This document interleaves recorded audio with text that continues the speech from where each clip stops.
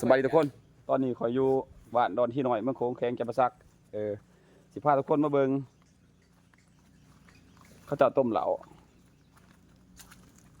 าแน่พาเบิ่งน้ำท่วมสิท่วมบ้านเพิ่นแน่ นี่อยู่ใกล้ๆแล้วนี่เขาแค่ตะฟังเลยนี่ทุกคนเอ้ยน้ำนี่ก็ถือว่าขึ้น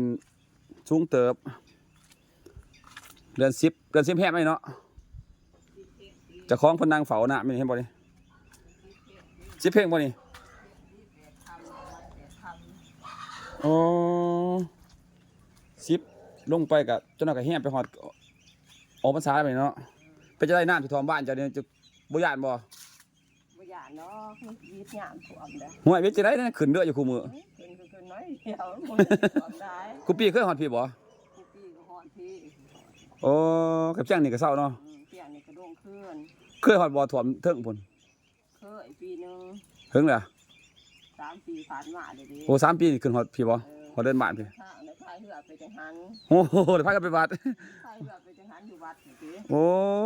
แต่3 ปีก่อนเนาะ 3 ปีผ่านไปแล้ว แต่ว่าปีนี้คือสิบ่ฮอดแล้วเนาะปีนี้เนาะ ปีนี้พอได้บ่ดาว เออนี่เพิ่นต้มเหล้าแล้วนี่เศรษฐกิจครอบครัวเพิ่นนี่โอ้คักเว้ยเบิ่งสิพาพี่น้องเบิ่งนี่ตอนต้มเหล้านี่สิออกแล้วว่าเหล้านี่ไหลแล้วบ่ท่านไหลเนาะโอ้นี่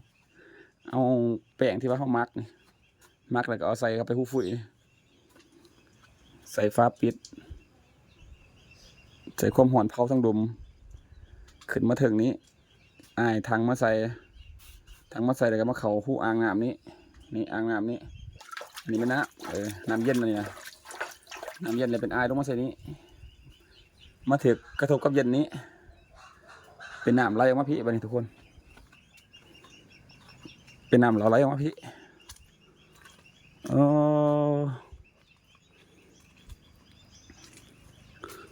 นี่ไหลออกมาขังนี้เพราะว่าอยู่หันตบทางนี้แลนลงมาพี่มาผ่านลงมานี้มาเขาทีนี้โอ้ลงมาใส่ไห้นี้แต่ว่าตอนนี้บ่ทันได้ออกทุกคนเพิ่นกำลังข้างไม้นะนี่บ่ทันได้ออกพวกมีซึมๆออกมาหน่อยนึงเดี๋ยวถ่ายเบิ่งตอนออกสิมาถ่ายให้ทุกคนเบิ่งอีกรอบที่2ถือว่าไหลเข้ามาจะหายหัน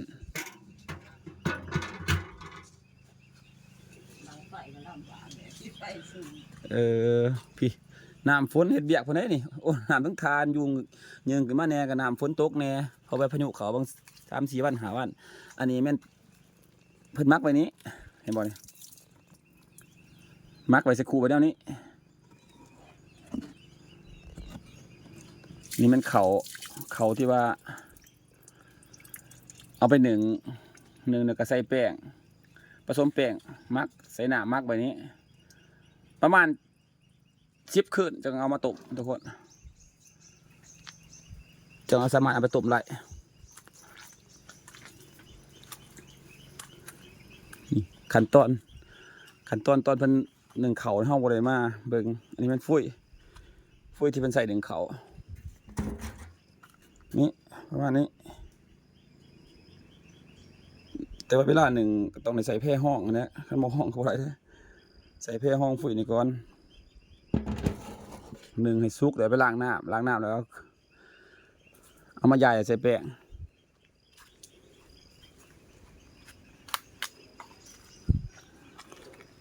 คือว่าน้ำคล้องขึ้นแห้งนี่ก็เห็นยังกระยากอยู่หรอกไก่ตาฟัง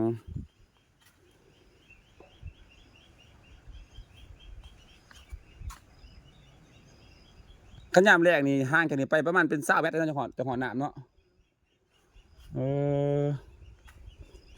ขึ้นกระบอกไก่ไปไหนดอกเพราะว่ายังอีกประมาณ10 กว่าวันกับหอดเดือน11แต่กระบอกลงเลยต้มเหลาเลี้ยงเป็ดน้ำเนี่ยเลี้ยงหมูเพิ่นก็เอาไว้พุ่นไปหน้าไปก่อนเอ้าตื่นเขาอีกโอ้ เป็ดนี่บ่ได้ปล่อยมาเป็ดนี่เนาะเขาถอดละครั้งขั้นย่ามแดงปล่อยเนาะอ๋อ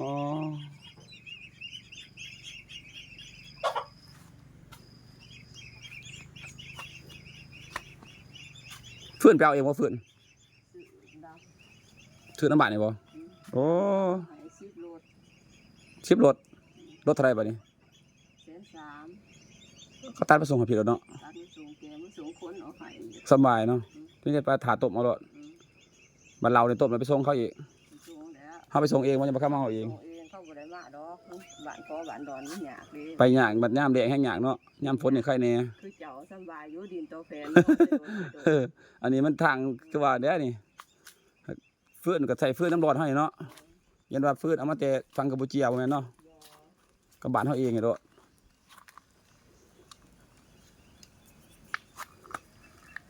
เฮาข้างทับยึดนี่ใส่เวลาเฮิงบ่ได้มันจังออกฮะ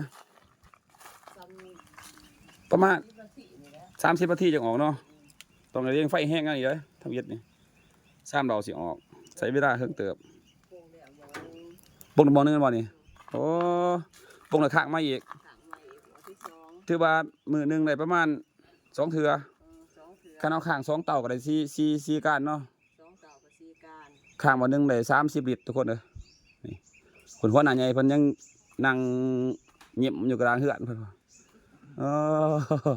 สาการเพิ่นมีแต่ว่าข้างกันแล้วก็ทาให้เตรียมการจะไปส่งเขาเคลื่อนหมู่บ้านนี่ทุกคนนี่เบิ่งแต่เสานี่เห็นบ่นี่ สบายดีทุกคน นี่หัวหน้าเพิ่นนั่นนี่เจ้าของเหล่าแซ่บบ้านดอนที่น้อยเมืองโค้งแข็งจะบ่ซักนี่พี่น้องที่ทางต่างเมืองต่างแข็งสนใจอยากได้เหล่านี่ติดต่อมาหาเพิ่นได้นี่เหล่าเพิ่นได้กินแต่เมาโลด จะได้สบายดีอยู่บ่ เออ มายามบาดยามเมื่อ โอ้ยก็มายามบ้านเด้มาเบิ่งเจ้าต้มเหล่าต้มอันนี้เลี้ยง บาดอยู่ใกล้ๆ หมู โรงบาดน้องเมื่อ ผมมายามบาดยามเมื่อ นี่เฮือนนี่เป็นเฮือนหมู่บ้านทุกคนเลยนี่เฮือนใหม่เขาเจ้าเฮ็ดสมัยก่อนนี่ส่วนไหนเพิ่นเลื่อยใหม่แต่ก่อนนี่เพิ่นสิใส่เลื่อยเทียมเนาะบ่แม่นโตซอยขึ้นอันนี้เด้นี่ประมาณนี้เบิ่งแต่หู้ไม่คัดยังใส่ดิมจ่อเอาใส่ซิวจ่อเอานี่เพราะว่าสีมือของคนหมู่บ้านเด้เสากลมก็มีได้ทุกคนเลยนี่ตัวนี้8เหลี่ยมซั่นนี่อนุรักษ์ไว้โอ้ยรุ่นสืบทอดบ่ได้มีให้เห็นนะนี่ตัวนี้เป็นเสากลมเห็นบ่นี่ถากกลมด้วยใส่ไม้ขั้นยกไม้เฮานี่สิเป็นขั้นกอขั้นปูนหลายโอ้บ้านจะได้คักเว้ยสะอาดเย็นดีมีเตียงนอนเวทอีกนั่งกันเป็นขั้นหมู่บ้านด้วยกันนั่งข้างๆกันเป็นขั้นเสา8เหลี่ยมเป็นขั้นหมู่บ้านทั้งทงนี่ก็หน้าติดกับแคมเฮือนอะไรนี่ลูกมากก็ลงจากเฮือนไปกับไปลำหน้ากับแคมเฮือนโดดนี่ใกล้ๆกันโดดนี่ทงสี ออกจากเฮือนก็ลงทางทาหาปลากระตื้อแหใส่หม่องกับขามไปนี่ใส่น้ำแคมบ้านก็พอได้กินถือว่าการใส่ชีวิตแบบพอเพียงก็อยู่ง่ายกินง่ายเนาะบ้านเฮาบ่ต้องคิดหยังหลายมีเขาวใส่เหล้าไปกินหาปลากินตามธรรมชาติ ผมมีเงินกับ ม กระซัง หากเขาเจ้าอยู่รอดอยู่ก่อนเนี่ยเขาเจ้ามีเงินหลายเลยทุกคนเลย ผมมีเงินกระซังแล้วก็มีปลากิน เขาเจ้าแบบว่ามันค่าของชีพมันก็ธรรมดานะความหมายว่า ธรรมศาสตร์เขาอำนวยความสะดวกเลยอันหนึงมากเขาก็เฮ็ดหน้าเอาเขาวใส่เราไว้กินเลยก็มีเขาวไว้กินเลยก็หาเงินใส่ไป เป็นหาปูหาปลาขายเป็นอาชีพสำรองหรือว่าบางครอบครัวก็เลี้ยงสัตว์เลี้ยงสามีเงินไขนี่ตามบ้านตามเมืองเฮานี่แหละที่ว่าอยู่ได้หากินกับธรรมศาสตร์แต่ละครอบครัวนี่ต้องมีหน้าเฮ็ดเป็นของตัวเองถือว่าหาปลาเนี่ยก็หาไปตามธรรมศาสตร์ไผหาหลายๆก็ได้ขายไผหาอะไรหน่อยก็ซ้ำกินกลุ่มกินเลี้ยงง้อเลี้ยงควายน้ำ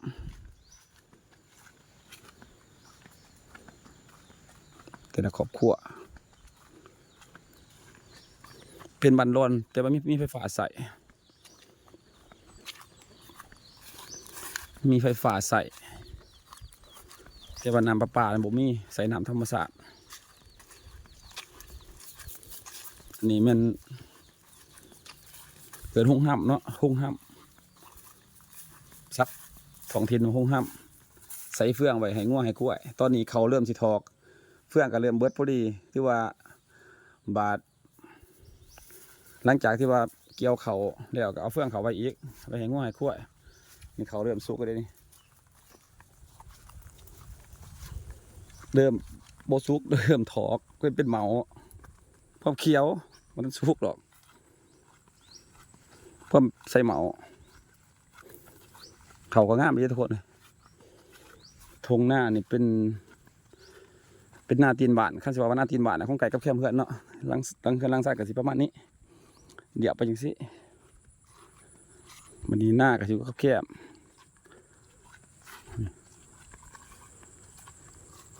จังสิโอ้ยบางห่วงเขาทุกคนเลยงามแท้งามว่าความกว้างของดอนนี่กับสิบ่ได้กว้างแห้งเลยประมาณ100 กว่าเมตรเท่านั้น100 เมตร100 ปลายนิดนึงเท่านั้นแหละแต่ว่าความยาวของดอนนี่แต่หัวหอดหางสิประมาณอยู่3 กิโลนี่ก็เลยก็มีบัตรมีไฟฟ้าเขาดอนแต่ละดอนมีไฟฟ้าแล้วนี่สะดวกสบาย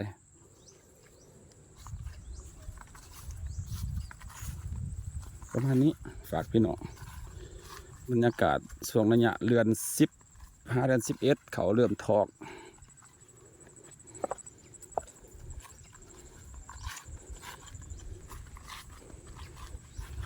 น้ำคลองขึ้นเต็มตะฟังพอยางขามาข้างนี้เห็นบ่ข้าวเดียวกับมาเห็นน้ำอยู่ข้างนี้สิมียังเพราะว่าความกว้างของรอยมันบ่ได้ไกลนะยางมาใส่วิทายางเลย100 กว่าเมตรสิมียังแต่ละครอบครัวก็สิมีเนื้อที่ของไปของมันสำหรับเฮ็ดเรือนเฮ็ดสานแล้วก็ปลูกสิ่งปลูกของเลี้ยงเป็ดเลี้ยงไก่เป็นอาชีพแบบเสริมในครอบครัวเนาะมาทางนี้ก็ฮอดบ้านทางนี้อีกอันนี้เป็นไฮนาเขาเจาะแล้วก็มีหวยทุกคนมีห้องหวยโอ้มีนกมีห้องหวยครอบครัวนี่มันก็เลี้ยงหมูน้ำอีกนี่เลี้ยงก็บ่ร้ายหรอกแบบเศรษฐกิจครอบครัวเลี้ยงเลือดละ2 ตัวตัวหนึ่ง2 ตัวเนี่ยมีขอกเป็ดขอกไก่ย่ายไว้เนี่ยเป็นยังไงอันนี้เป็นมีหวยแล้วก็ใส่ย่ามนี่เป็นฤดูการปลาลงหวยเนาะเด้เพราะว่าช่วงนี้เขาเริ่มทอกนะเริ่มใส่เหมาแล้วเขาเจ้าก็เริ่มปล่อยน้ำลงสู่ของนี่ก็ขึ้นมาฮอดพี่ถือว่าขึ้นแห้งอีปล่อยน้ำลงสู่ของนี่ก็ปลาที่ว่ามันขึ้นไปว่างนี่ตามให้หน้าหันมันก็สิลงมาถึงตอนนี้นี่โอ้มันใส่ไปเองสิแต่ว่าตอนนี้เพิ่นเอาไปกินมาแล้วปลานี่มันสิลงแต่ย่างกลางคืนนะทุกคนเนอะย่างกลางคืนนี่มันสิลงกลางเวทนี่มันบ่ลงกลางคืนประมาณนี้ลงหลายบ่โอ้หลายอันบ่นี่ไหมมันบริยามแม่นบ่ร้านหน่อยนี่ไปพาทุกคนไปเบิ่งเขาเจ้ายามเลาะบ่เลยปลามาค้างไว้บ่เป็ดไก่กะบางคนกะหลายบางคนกะหน่อยเนาะแล้วแต่เป็ดขอกไก่โอ้พี่ได้เพิ่นปล่อยมานอนกองอยู่หะนี่กลางพี่เป็ดไก่เต็มปลูกผักปลูกหญ้าไปกินโอ้มีสวนขวอยู่นี่ได้เนาะ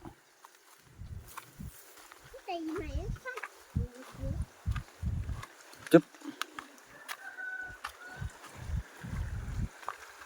นี่ป่าบ่นี่